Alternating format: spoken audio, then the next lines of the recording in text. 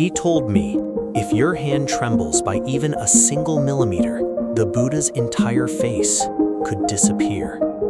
I'm standing inside a small woodcarving workshop, just 20 minutes from central Hanoi, but it feels like I've stepped into another dimension. Here, people don't simply make statues, they breathe life into wood.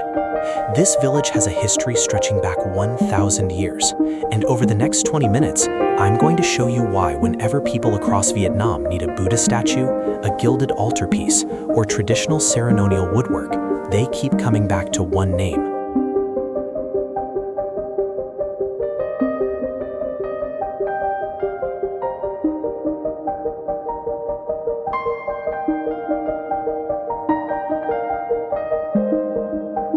Hello everyone, I'm in Son Doong Commune, Hanoi, a name you may never have heard before, but if you've ever stepped inside a Vietnamese pagoda and seen a majestic Buddha statue glowing beneath layers of red lacquer and gold leaf, there's a good chance it was born on the very street where I'm standing.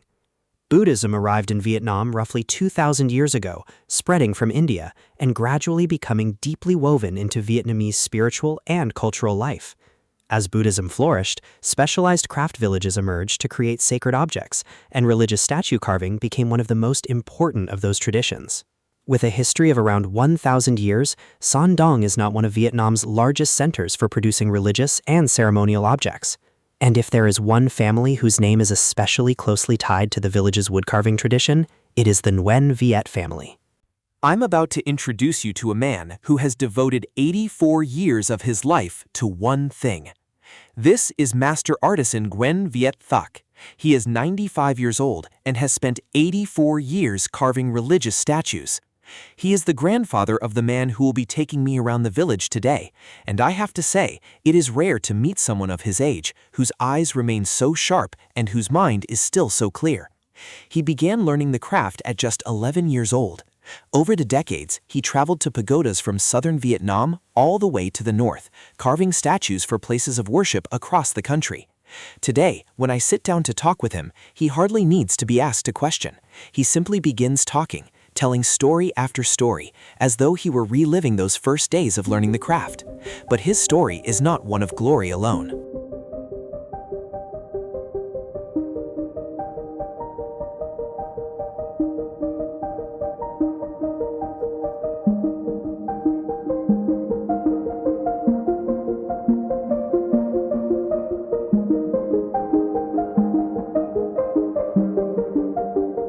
During the years of war and turmoil, Vietnam's scorched earth resistance campaigns left many communal houses and pagodas damaged or destroyed, while religious statues were burned or lost.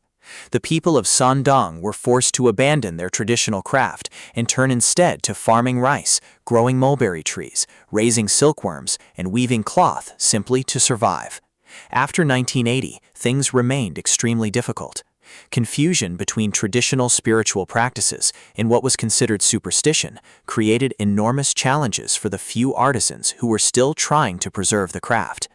Temples and pagodas were gradually restored, but the art of statue carving had almost disappeared. Only a handful of elderly craftsmen remained in the village, including Master Thac, who still possessed the traditional knowledge.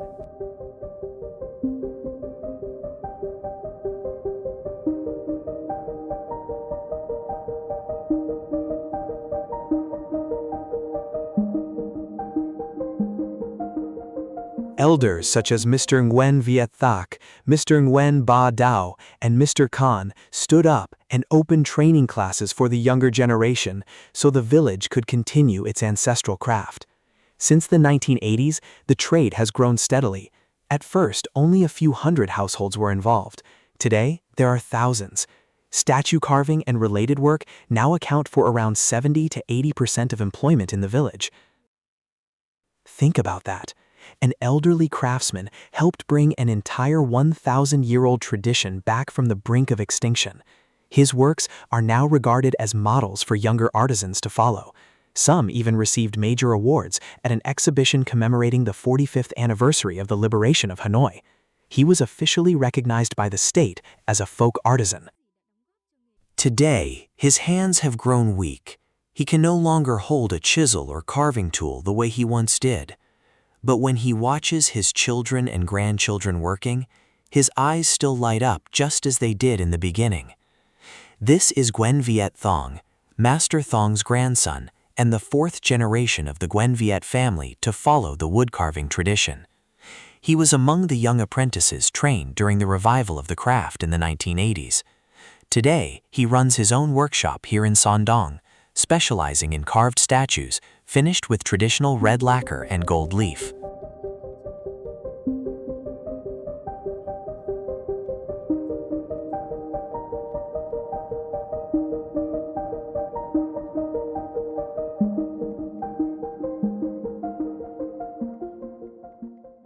I was born and raised in Son Doong, the cradle of this 1,000-year-old tradition of statue carving, red lacquer, and gilding.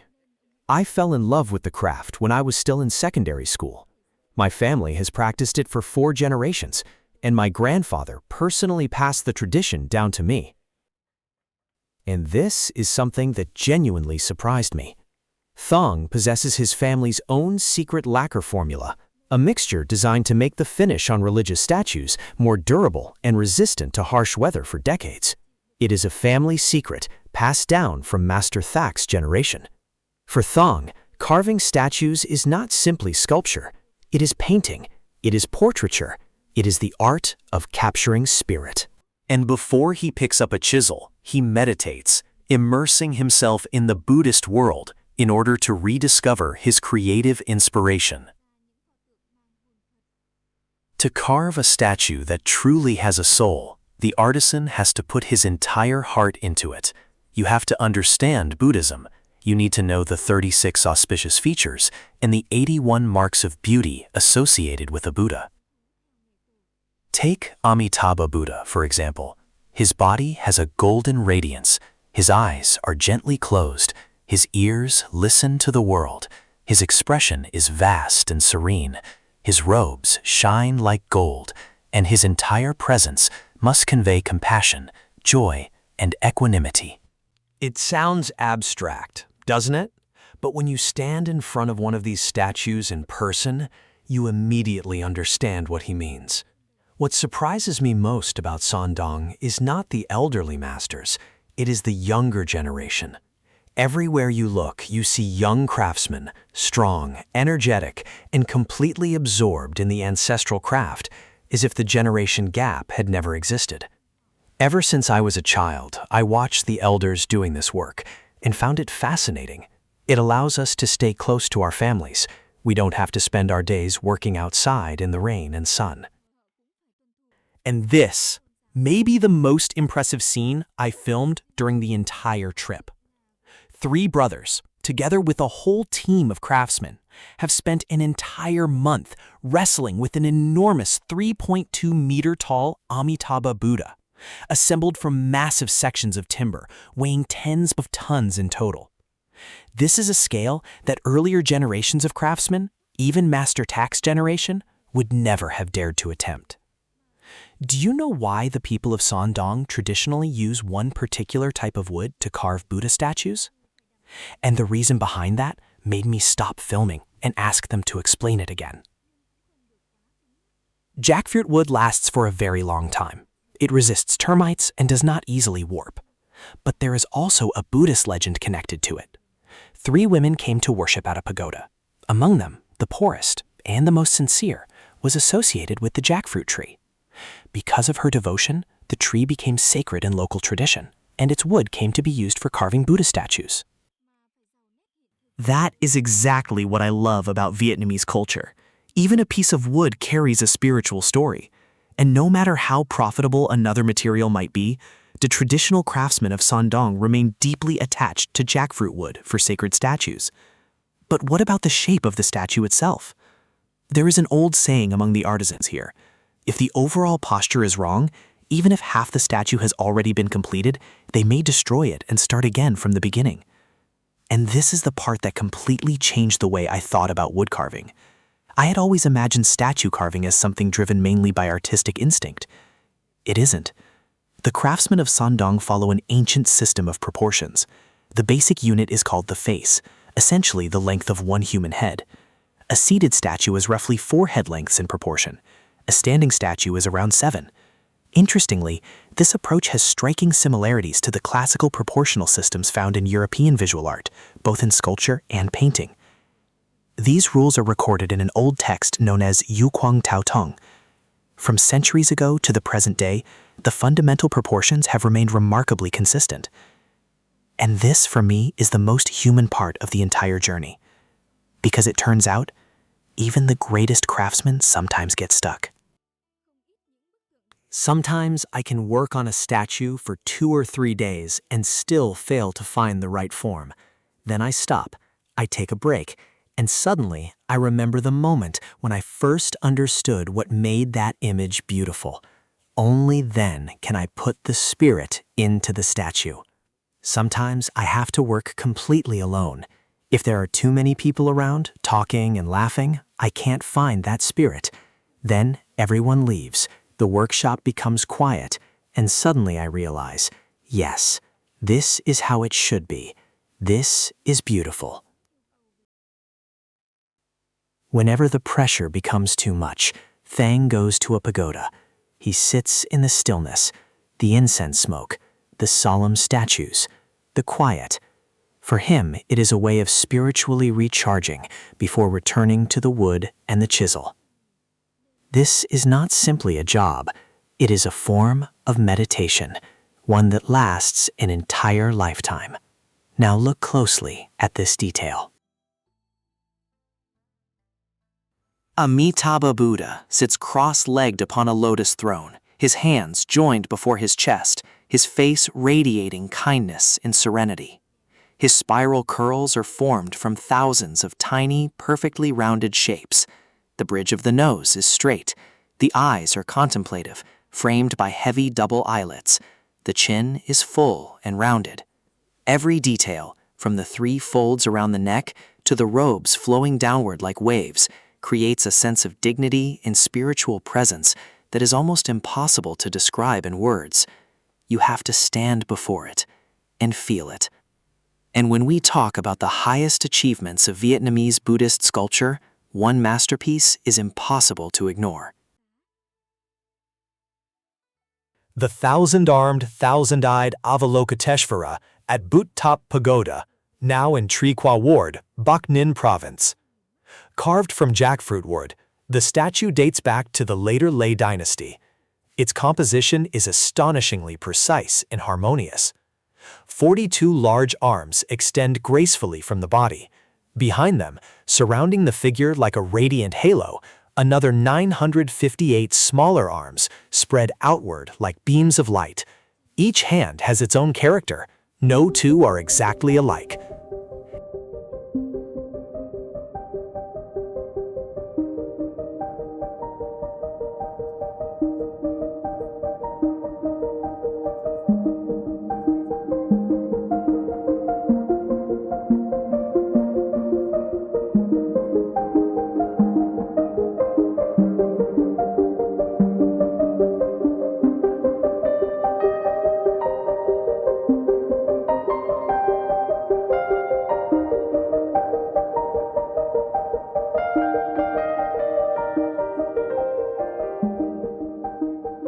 At Dao Pagoda, closely associated with the Vietnamese legend of the 4 Dharma goddesses, 2 statues known as Kin Dong and Ngoc Nu, the Golden Boy and Jade Maiden, stand on either side of the main sanctuary.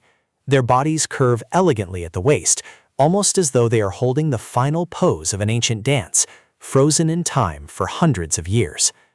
And then comes another pinnacle of Vietnamese sculpture. The Arhat statues of Tai Phong Pagoda.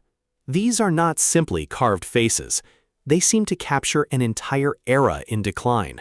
They capture suffering, anxiety, reflection, the weight of human existence.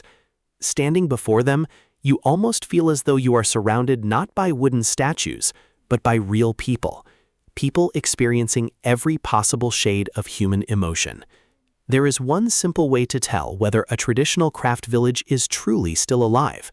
Look at how it honors the founders of its craft.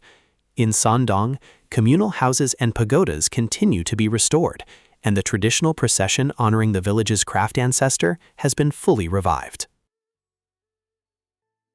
Every year, on the 26th day of the 7th lunar month, the entire village gathers to commemorate Nguyen Dao Truc, remembered as the master who passed down the arts of statue carving, red lacquer, gold leaf, ceremonial plaques, and parallel wooden inscriptions to the people of Son Doong. In 2010, during celebrations marking the 1000th anniversary of Thong Long Hanoi, Son Doong was given the honor of presenting a ceremonial tribute during the traditional craft procession representing Vietnam's 54 ethnic groups. Across different dynasties, reaching a major peak during the Ly dynasty, the system of Buddhist sculpture inside Vietnamese pagodas became increasingly sophisticated, and the craft of religious statue carving evolved alongside it. 1,000 years later, that tradition continues to leave behind works of extraordinary cultural and artistic value.